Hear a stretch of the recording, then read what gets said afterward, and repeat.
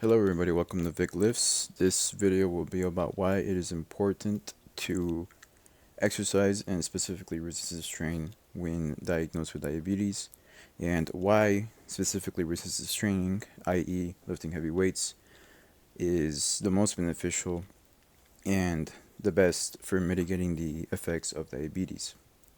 According to recent estimates, about 600 million people are affected and suffer from diabetes, with 90 to 95% of those causes being type 2 diabetes, a number that has more than doubled since 1990, 36 years ago. This sets a dangerous preview of what is to come in the future, not only for the people suffering of diabetes, but for the medical systems put in place to treat this condition. But the question still stands: how did we get here? How did we get to a point where more than 500,000,000 people have been diagnosed with, for the most part, type 2 diabetes? To answer that question, we can take a look at a report done by the International Diabetes Federation, which labels 4 reasons they consider to be the primary factors in this issue, which are as follows: urbanization, aging population, decreasing levels of physical activity, and increasing overweight and obesity prevalence. Although these reasons are extremely valid, I want to take the time to highlight the bottom 2 reasons because they actually go hand in hand.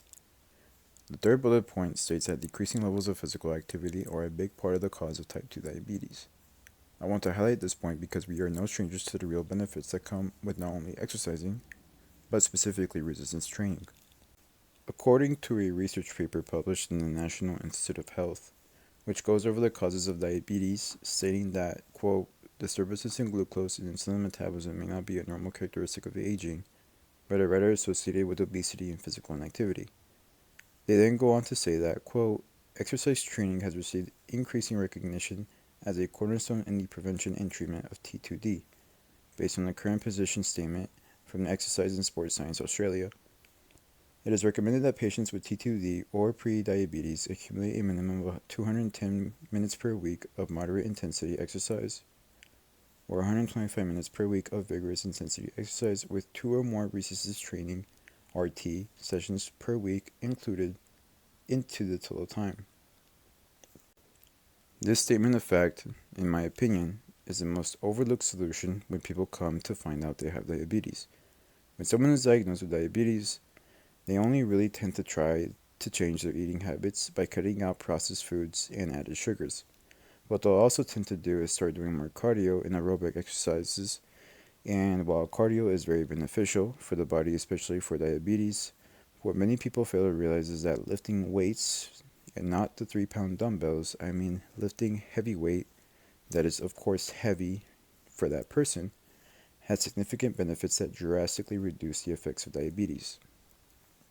But how is this possible, and why do so many people overlook this as a completely viable solution? The same research paper states that, quote, evidence from randomized controlled trials has shown that RT improves glycemic control in patients with T2D, increases glucose disposal, and even improves the lipid and cardiovascular disease risk profile of patients with T2D.